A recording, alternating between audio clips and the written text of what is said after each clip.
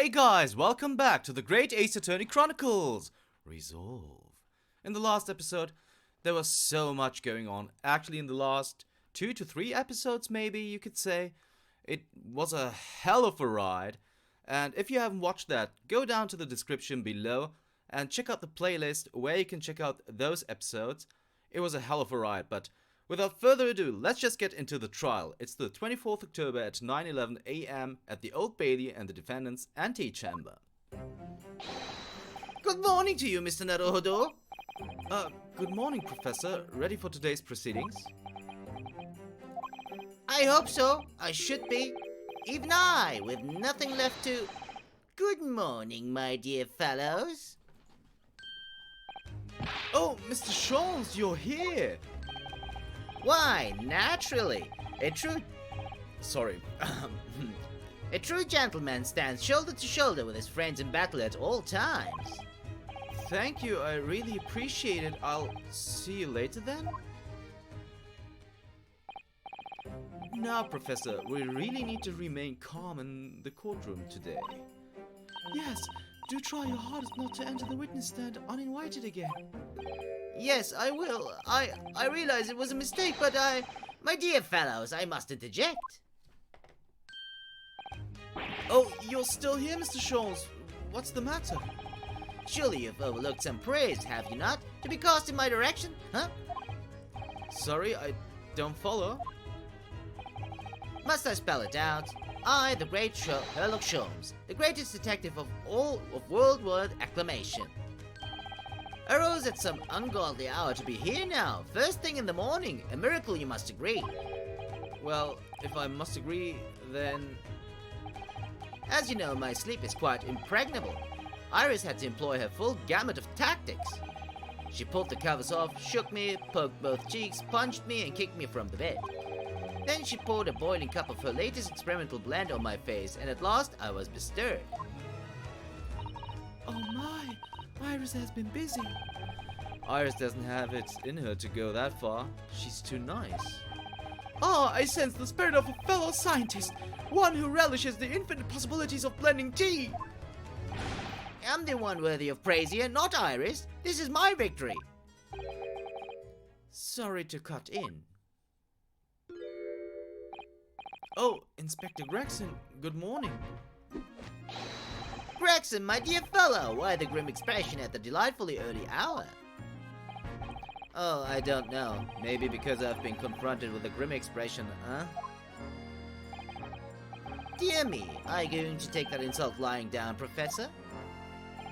What? I don't know! Poor Professor. Anyway, here's the paperwork you asked for. What paperwork? I took the liberty of requesting it yesterday. I have a feeling it may prove useful. You wouldn't believe the hoops I had to jump through to get this brought out of the archives. It's the professor's autopsy report. That mass murderers? Who killed 5 members of the aristocracy. He was found guilty in a close trial 10 years ago now. It was all done under wraps. And he was quickly executed soon after the trial. It's all in here. The killer's autopsy report has been entered in the court record. Killer's autopsy report. The autopsy report of the mass murderer known as the Professor, who was tried and found guilty by a close trial 10 years ago. I don't know what to say. Thank you, Inspector. Yes, much obliged, Gregson. As lowly lot at the yard are just doing what we can, in the shadow of the great Detective Shawns, of course.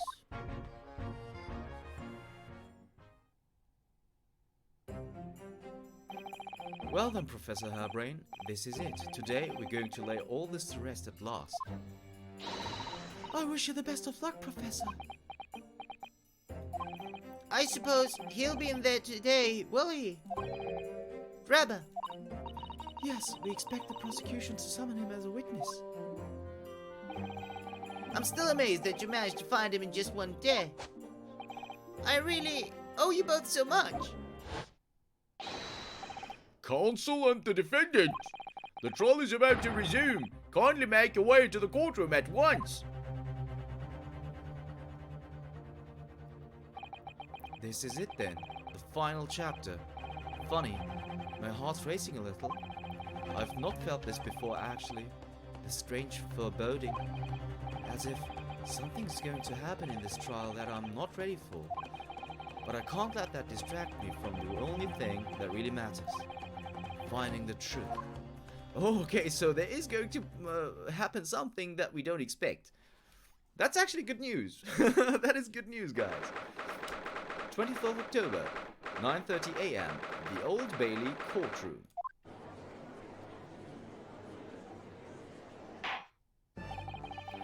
In the name of Her Majesty the Queen, I hereby declare this court to be in session again.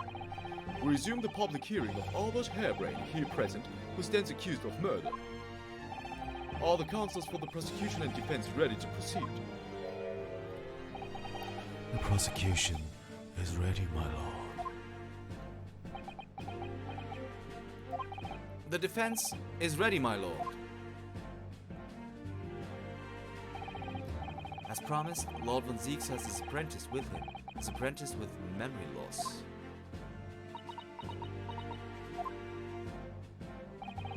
If I may, Lord Von Zieks. Yes, my lord.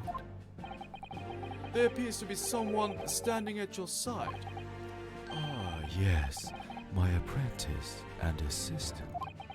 The prosecution believes today's proceedings will see the complexity of this case rise considerably.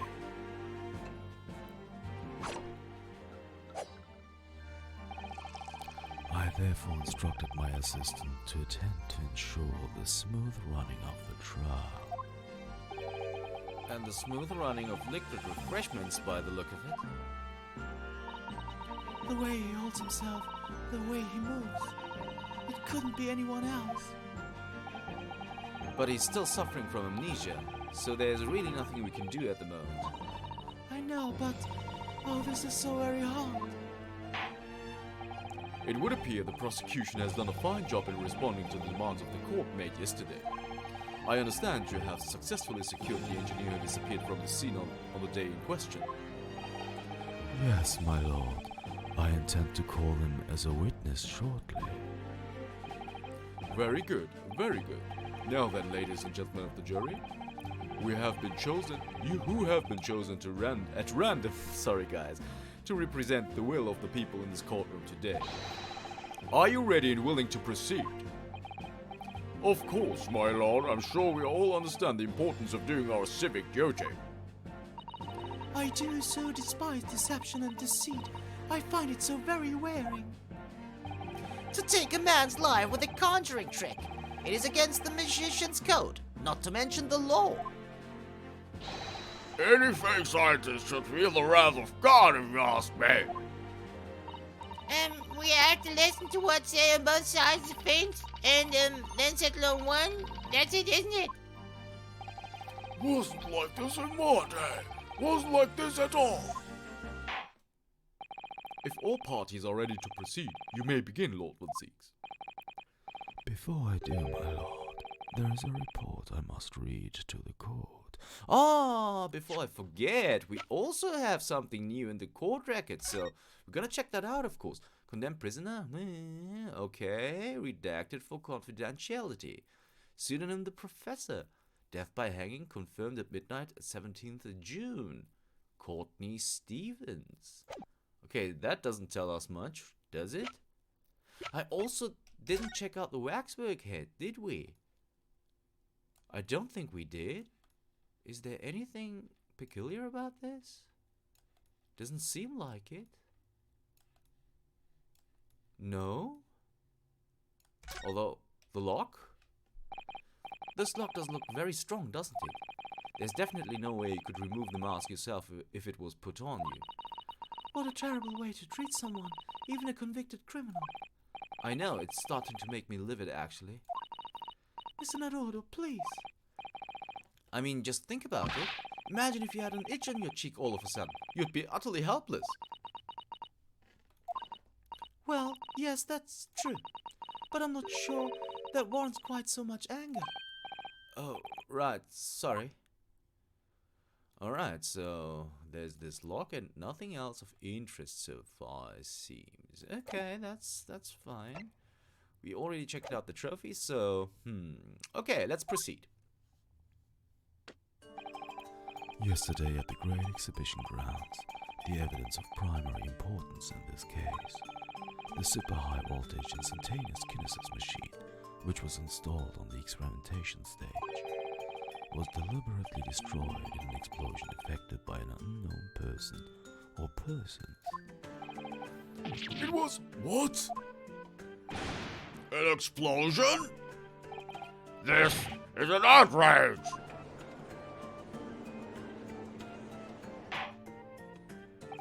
Yes, I heard the grave news yesterday.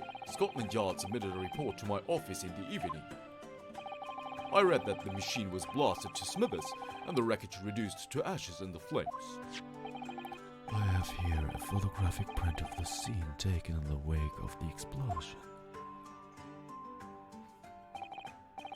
It shows what little remains of the machine. Yes, a terrible business. He did it to destroy the evidence, did he? That Enoch Drebber. The court will take this print as evidence, counsel. The post-explosion photograph has been entered into the court record. Post-explosion photograph and photographic print of the experimentation stage after it was completely leveled by a time bomb. The metal floor of the stage has been blown open by the explosion. I don't know about. I mean, we already had the suspicion that it can be opened anyway. Nevertheless, Late yesterday afternoon, the protection afforded to the machine by the Special Dispensation for Scientific Equipment Act was revoked. However, before a thorough investigation could begin, the invention was obliterated from existence. As such, this will become a very different trial.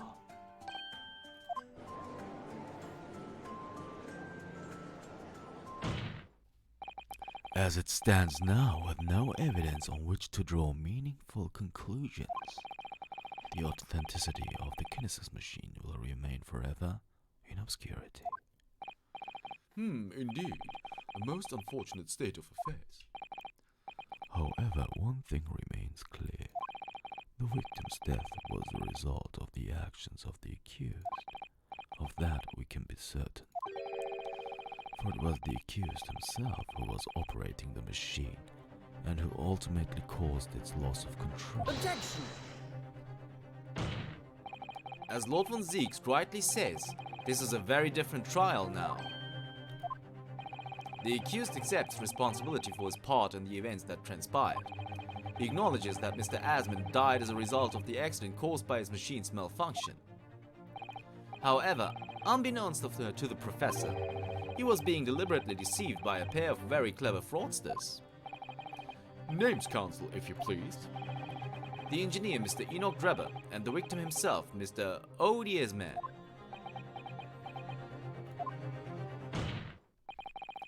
So what exactly were those two men up to behind the defendant's back? The defense intends to expose that information, thus establishing the unequivocal innocence of the defendant.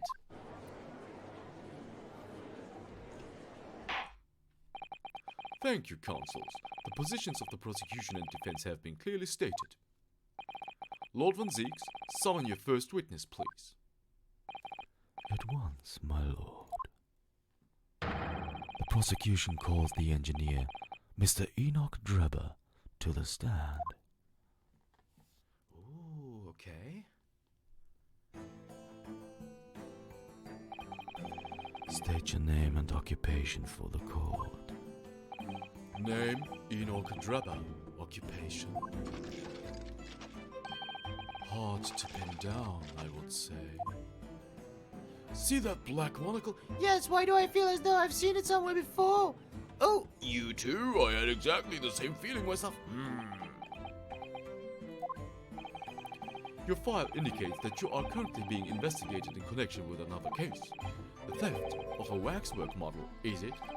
A most extraordinary sounding business. But that has no bearing in this trial, I assure you.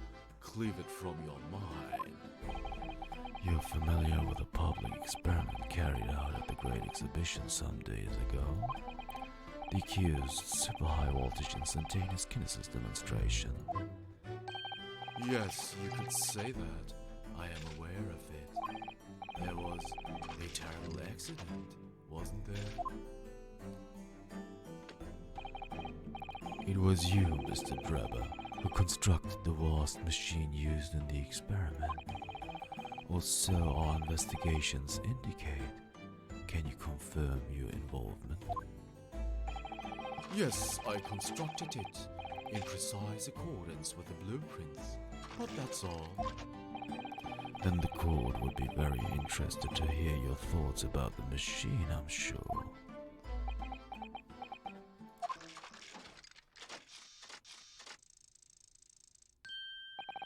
An amazing device, if you ask me.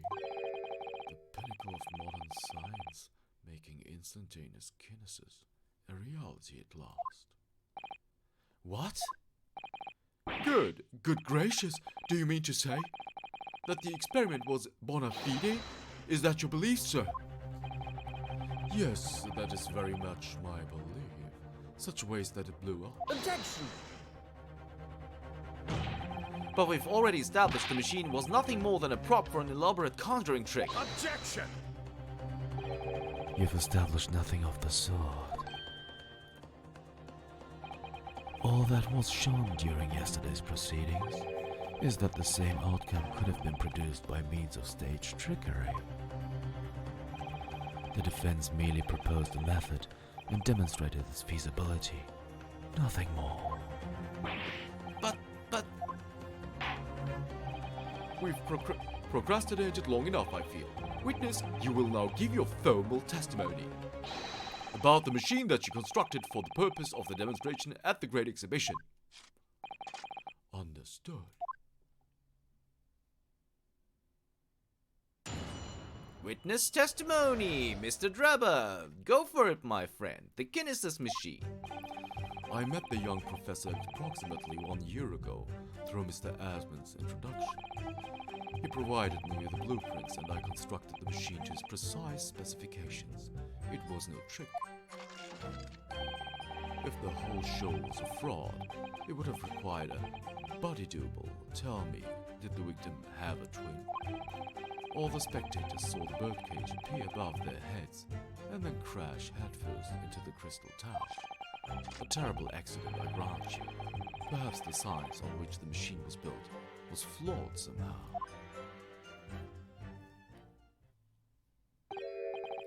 A body double?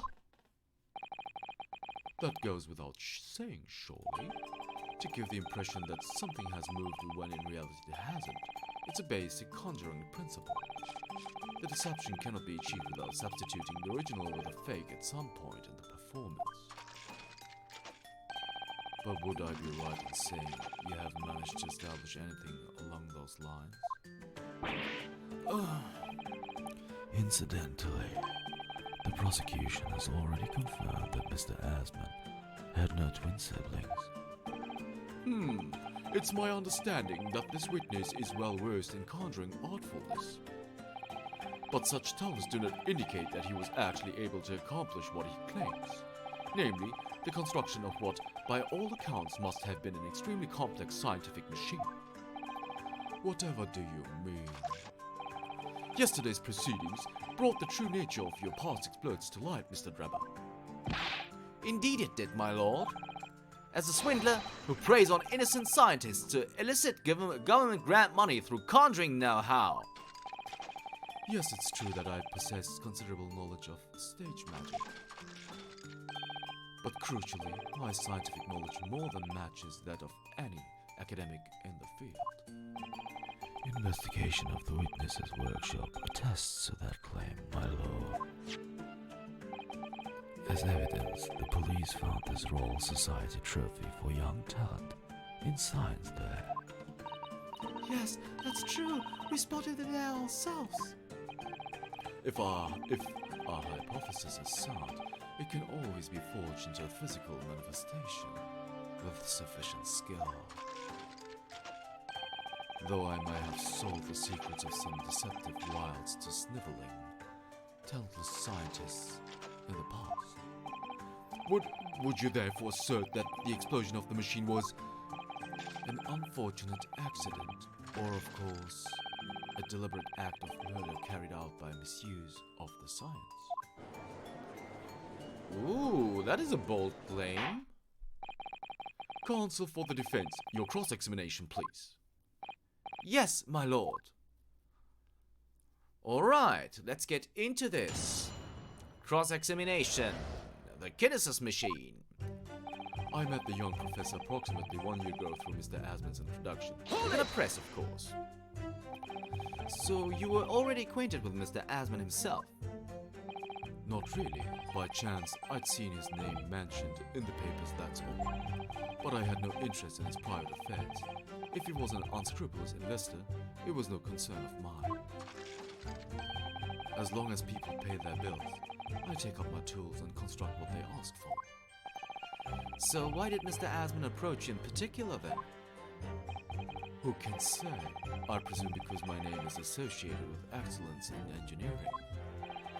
Not to mention excellence in fraud.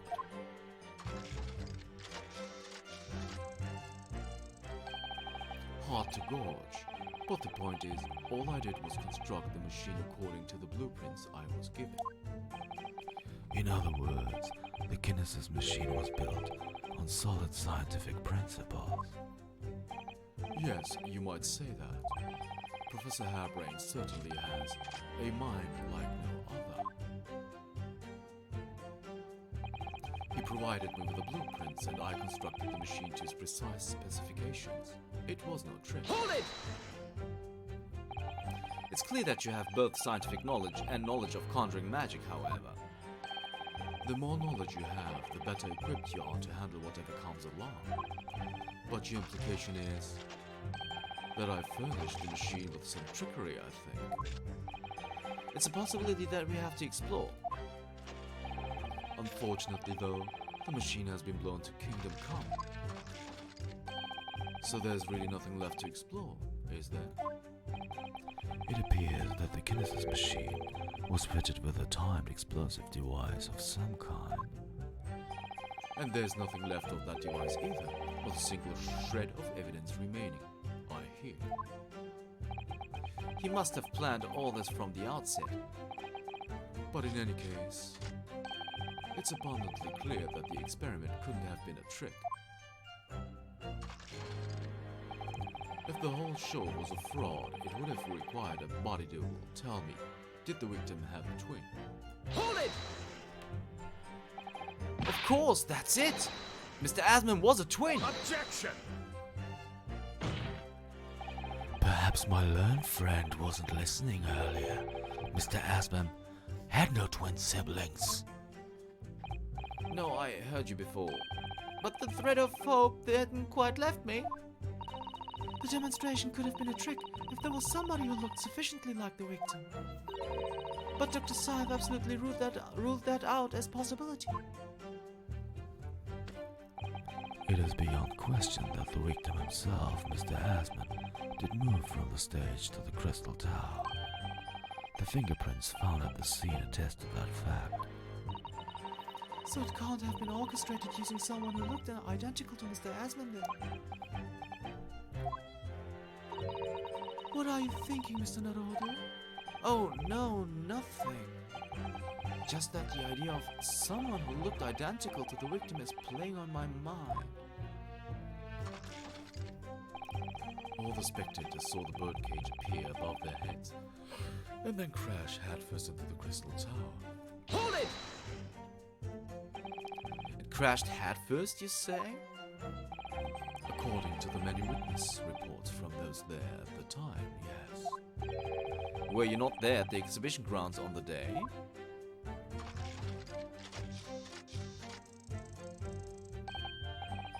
Unlikely. I rarely leave my workshop. Yet another of your unique inventions was found at the scene.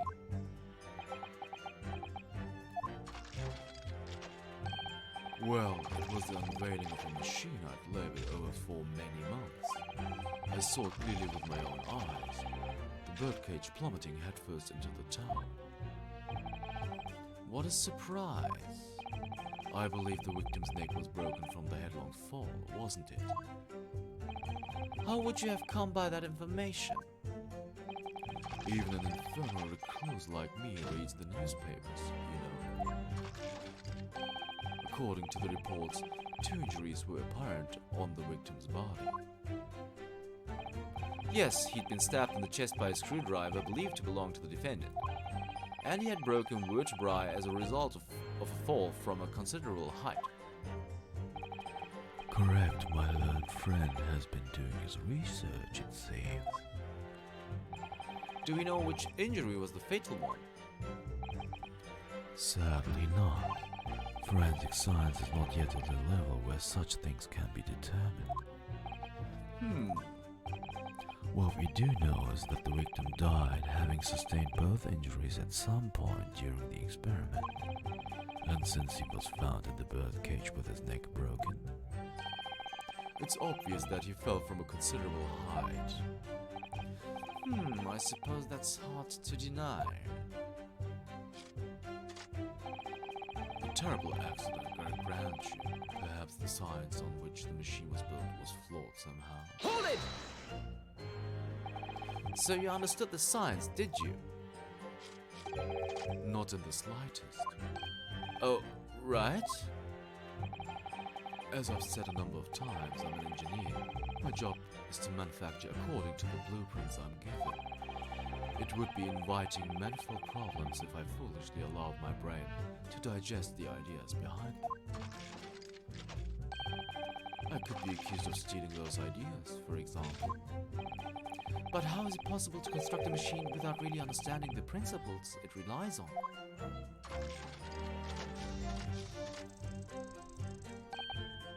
Well, you're practicing law without really understanding the principle it relies on, aren't you? A very good point. Stand up for yourself, Mr. Naruto. The point is, the experiment resulted in an instantaneous kinesis taking place. As such, the science must be sound. Yes, and really experimental results are all that matters when it comes to proving a hypothesis. He's certainly very sure of himself. What do you think, Mr. Naruto? Well, now that the machine has been completely destroyed by yesterday's explosion, it's going to be impossible to argue its authenticity one way or the other. But if we're unable to establish that it was a piece of stage trickery rather than genuine science, we will have no grounds on which to demonstrate Professor Harebrain's innocence. Both Mr. Asman and this man in the stand tricked the professor and used him. They took advantage of his naivety. Naivety. Sorry guys. And his unbending belief in his work. And I won't let them get away with it. And seeing as the professor is an old friend of Lord Linzeek's, what on earth must he be feeling towards Drebber? Well, I think this is the statement that is kind of fishy. But the question is, what do we present here though? What do we present here? I actually do think that this is what's supposed to be presented, but I don't really know what to present.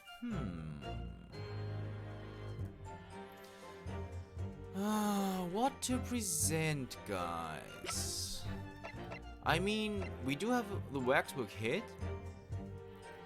but this doesn't look anything like Mr. Asman, so there's no way we can do that. It crashed down with the victim inside, causing damage to its base.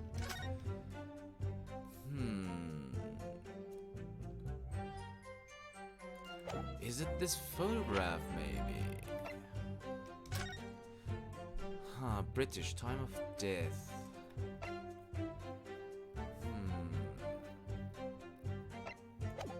The autopsy report won't do anything here. So, what to do? What to do?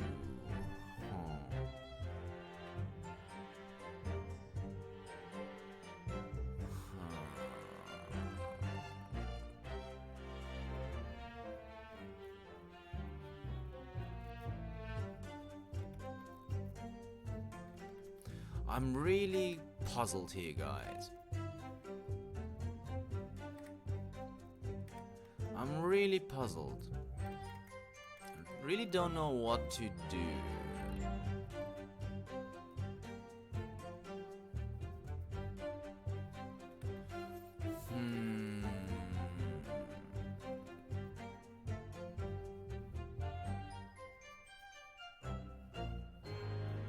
Or is it maybe just another statement?